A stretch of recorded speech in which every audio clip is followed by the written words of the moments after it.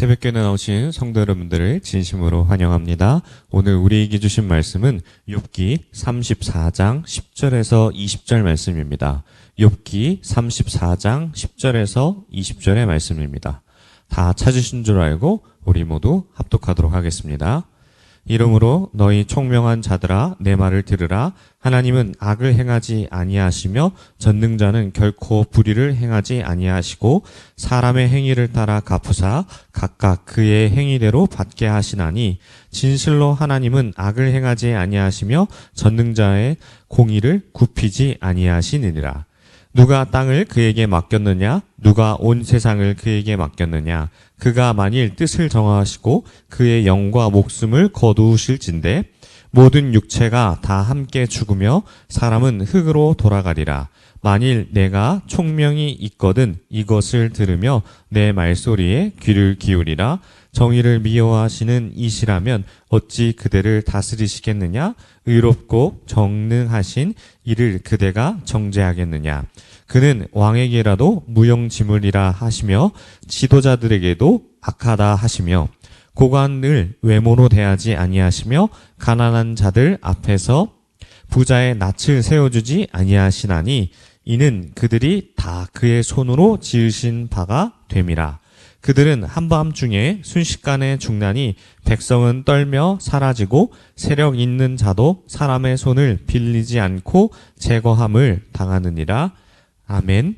지혜자의 함정이란 제목으로 하나님의 은혜를 함께 나누도록 하겠습니다. 세상에서 가장 똑똑한 사람을 꼽으라고 하면은 이전에는 IQ가 높은 사람을 꼽았습니다.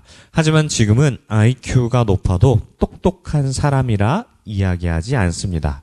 시대의 흐름을 따라서 똑똑하다는 기준이 IQ가 아닌 EQ로 바뀌게 되었고 지금은 NQ, AQ, SQ라는 용어가 더 추가되어 더 많은 능력을 가진 사람을 똑똑하다 합니다. 그렇다면 성경에서는 어떤 관점으로 똑똑하다고 사람을 판단할까요? 어떤 부분에서는 우리가 봤을 때 참 이 사람은 지혜롭다 이야기하지만 성경의 관점은 늘 똑같습니다. 바로 하나님을 경외하는 사람을 똑똑하고 지혜로운 사람이라 이야기합니다.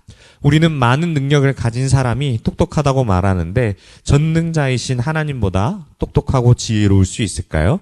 불가능합니다. 욥과 엘리후의 대화 가운데 이 깊은 내용들을 계속 묵상하다 보면 하나님에 대한 속성을 이야기하지만 결국 다른 사람보다 내가 더 지혜로워서 하나님에 대해 더 잘 알아 라고 이야기하는 뉘앙스가 흘러갑니다. 본문에서는 살펴보진 않았지만 엘리후가 말하는 이야기를 들어보면 굉장히 똑똑하고 지혜롭다라는 생각을 하게 됩니다. 하지만 그 안에 담겨진 의미를 바라보면 다른 새 친구의 이야기와 똑같습니다. 하나님은 인과응보의 원리대로 뿌린 대로 거두게 하신다라고 이야기하고 있는 것이죠. 만약 이 논리대로 흘러간다면 우리는 하나님이 어떤 심판을 내릴지에 대해서 감히 예상을 하게 됩니다. 뿐만 아니라 우리의 마음대로 하나님을 조종할 수 있다라는 그 마음이 기변에 깔리게 됩니다.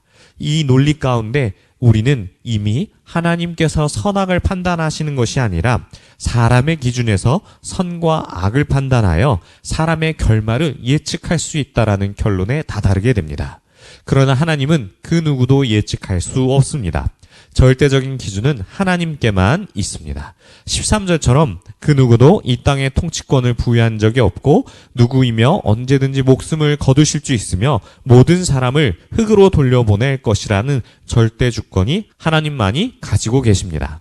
엘리후의 말은 틀림이 없습니다. 하나님은 절대 주권을 가지고 계시기에 선악에 대한 판단과 죄가 무겁고 가벼운지에 대해 판단은 오직 하나님만이 하실 수 있는 것입니다. 이 논리대로 하나님의 뜻이 어디 있는지에 따라 판결이 달라지는데 엘리후는 절대적인 하나님의 권위를 통해 사람의 행위대로 상벌을 받는다라고 말합니다. 사람의 행위대로 상벌을 받는 것은 맞습니다. 하지만 그 상벌을 주시는 하나님께서 판단하실 일이지 엘리후는 욥에 하는 말은 인과응보에 가까운 말이게 되는 것이죠. 분명 의인과 악인에 대한 구분 없이 모든 생명을 취할 수 있는 분이라고 말했음에도 불구하고 욥을 의인이 아닌 죄인으로서 취급하고 있는 것입니다. 그 가운데 어떻게 전능하신 하나님께 화를 낼 수 있냐고 욥에게 반문하고 있는 것이죠. 우리도 역시 마찬가지입니다. 성경 어디에서도 죄의 무게를 측정하는 일에 하나님 외에 다른 사람이 판단하는 경우가 없습니다. 죄의 정의도 마찬가지입니다. 하나님의 뜻에 순종하지 않는 불순종이 죄이지 다른 모든 것은 이 불순종으로 인해 나오는 죄인 것이죠. 또 여기서 말씀 가운데 나타나는 하나님은 왕과 귀족과 고관들뿐만 아니라 부자와 가난한 자, 외부에 따라 차별을 두지 않습니다. 왜냐하면 하나님이 볼 때 그 모든 것은 피조물이기 때문입니다. 본래 여기서 언급되는 왕과 귀족과 부자는 의인이나 지혜를 대표하는 사람인데 그런 권위가 있는 사람들을 모두 동일하게 보신다라는 것은 엘리후가 하나님이 어떤 분이신지를 잘 알고 있다는 것입니다. 그런데 엘리후가 하는 말이 맞지만 예외가 있다는 것을 모르고 함정에 빠지는 것이죠. 엘리후가 말하는 하나님은 전지전능하고 실수가 없으신 분이십니다. 이런 하나님의 속성을 말하며 자신의 지혜로움을 포장하며 교묘하게 인과응보의 논리로 욥을 비판하고 있습니다. 욥은 이유 없는 고난과 설명할 수 없는 고난, 원통한 마음을 하나님께 아뢰지만 그 마음은 하나님만 아시지 엘리후는 모르고 있는 것이죠. 사랑하는 성도 여러분, 하나님은 신실하시며 절대적으로 옳으신 분이십니다. 우리가 코끼리를 볼 때 가까이서 보면 코끼리가 얼마나 큰지 잘 알 수 없습니다. 각자 자신이 보고 경험한 대로 다리를 볼 땐 기둥이라 생각하고 귀를 볼 때는 얇고 넓은 것 같고 가볍다라고 착각할 수 있습니다. 그런데 멀리 떨어진 절대적인 영역에서 이 코끼리를 바라보았을 때 우리는 비로소 제대로 볼 수밖에 없습니다. 우리도 엘리와 같은 실수를 같이 합니다. 성경에 있는 논리를 자기 식대로 해석하여 사람을 판단하고 정죄합니다. 그렇지만 그 모든 것이 내 뜻과 하나님의 뜻이 같을 것이라는 것은 굉장한 교만이며 함정입니다.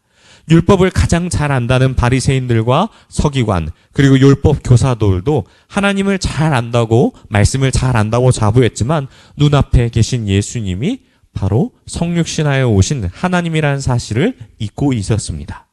또한 그분이 말씀하신 율법의 의미, 안식일의 의미, 생명의 의미가 모두 그러한 조건에서 벗어나 우리를 사랑함으로 말미암아 값없이 큰 선물로 주신 것이라는 것을 몰랐던 것이죠. 우리는 이 의미를 예수님을 통해 잘 알고 있습니다. 그리고 성령을 통해 깨닫게 되었습니다. 진짜 지혜로움은 주님을 경외함으로부터 시작합니다. 오늘 말씀을 기억하시며 우리에게 진짜 사랑을 주신 주님의 가르침을 따라 진리의 말씀 가운데 순종함으로 나아가는 저와 여러분이 되시길 축원합니다. 우리 들은 말씀 생각하며 함께 기도하겠습니다. 먼저 우리의 모습 가운데 엘리야와 같은 모습이 있다면 말씀을 통해 다시 겸손케 해달라고 함께 기도하겠습니다. 하나님 아버지 붙잡아 주시옵소서. 우리의 교만을 내려놓고 오직 주님의 참뜻을 바라보길 소망합니다. 그 모든 판단과 모든 결단과 그 모든 것들을 내려놓고 오직 하나님 말씀과 하나님의 기준에 따라 순종하는 우리가 될 수 있도록 인도하여 주옵소서. 악인의 길에 가지 않고 오직 판단하는 그 재판관의 자리에 서지 않고 오만한 자리에 서지 않으며 오직 하나님의 말씀 가운데 겸손한 자로서 살아갈 수 있도록 우리를 인도하시고 붙잡아 주시옵소서. 우리 계속해서 한 번 더 기도하겠습니다. 우리의 연약한 부분을 말씀을 통해 붙들어 주시고 성령의 은혜로 말미암아 충만케 하시고 우리 입술에 파수꾼을 세워주셔서 우리의 입술을 지켜달라는 은혜를 허락해달라고 우리 각자 기도하시고 함께 돌아가도록 하겠습니다. 주여.